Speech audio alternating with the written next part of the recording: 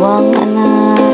Magluluto tayo ngayon ng pininyahang baboy. Yan na nga, ginayat-gayat ko na ang baboy. Katapos kong gayat-gayatin ang baboy, susunod ko naman dyan ang sibuyas at bawang. Marami-rami rin gagayatin to, hindi matapos-tapos. Paano kaya nanlalaban yung baboy sa kutsilyo? Paano yung kutsilyo ang purol-purol? Yan nga, medyo malapit na akong matapos at tinugasan ko to ng 2 beses or 3 beses. Syempre hindi lang obvious kasi puro cut to. Hindi ko talaga tinantanan yan hanggat hindi maging malinaw ang tubig na pinagbabanlaw ko sa baboy. Kami ang kakain, kailangan malinis ang pagluto.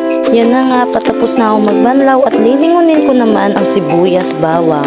Oh wait, flex ko lang sa inyo yung isang balot kong sibuyas. Gusto ko kasi maraming sibuyas. Ayan na nga, binalatan ko na at hiniwa ko na isa-isa yan. Oh, unahan ko na kayo. Huwag nyo nang pansinin yung mukha ko dahil pagod na ako dyan at galing pa ako sa trabaho. At hindi ko na nga pansin ang pagmumukha ko dyan dahil sobrang pagod na ako. Pero kailangan ko magluto dahil meron akong 2 anak na kakain. Yun na nga, napaluha pa ako dyan sa sibuyas. Ang sakit-sakit sa mata, grabe. Sobrang luha ko dyan. Sobrang sakit sa mata ng sibuyas. Pero wala tayong no choice dahil yan yung pampasarap at pamparoma sa ating lulutuin. Wala pa tayo sa exciting part at naghihiwa pa lang tayo ng sibuyas at bawang. Napakatagal ng video na to. Diyos ko po, yung mata ko hindi na madrawing. Marami-rami yatang niluluto at ang tagal-tagal naggagayat ng sibuyas bawang. Oh, nainip ba kayo? Ayan na ang kawali. Oh, wait lang po at may paparinig po ako sa inyo at mali pa ang pagkasabi. Pinyahang manok tayo.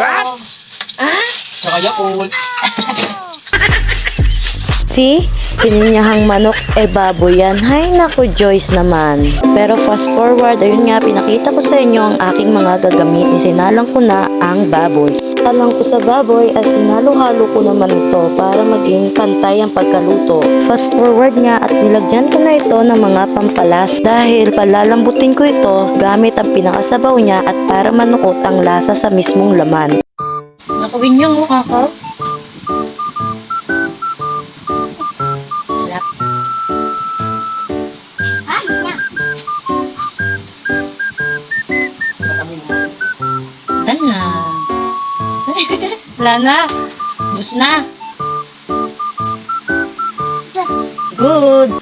May pasaing good pa ang batuta. Yun na nga, iniwan ko lang saglit at ayun, malapit ng maprito. Charis! Pero syempre, joke-joke lang. Sinadya ko talaga yan para medyo maprito-prito siya. Katapos ko nga yan ganyanin at ilalagay ko naman dyan ang toyo para lumambot na siya. Sabay-sabay ko nang ilalagay yan dahil lalagyan ko ng medyo maraming tubig yan. Sinunod ko na agad ang suka, pati magic sarap, pampalasa. Syempre pati oyster sauce, hindi mawawala yan. Yan na nga yung isang tabong tubig, charot. Tapos ko naman bigyan ng mga pampalasa at tinikman ko to kung sakto na sa aking panlasa. At ayun nga, hindi pa ako nakontento sa lasa at dinagdagan ko ito ng kunting toyo.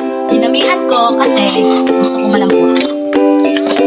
Malalambutin natin sa O diba, pinaliwanag ko pa sa inyo para hindi naman kayo magtaka bakit parang nilaga ang aking pagtubig. Yan na nga, dinagdagan ko pa yan ng laurel para magkaroon ng aroma. Tapos kung nilagay ang dahon ng paminta, hinalo-halo ko to at maya-maya tatakpan ko na naman para manuot ang lasa, pumunte at lumapot ang sabaw. Tinikman ko na nga siya at pasok na sa aking pampalasa. Ayun, inulit ko pa, charis. Di pa pala, joke lang. Add pa pala ako ng magic sarap. Nako, di na matapos-tapos. Paano? Tansyameter lang naman kasi ito. Tapos ko itong tikman ng ilang beses at ito na nga, magic, luto na. Maraming salamat sa panonood.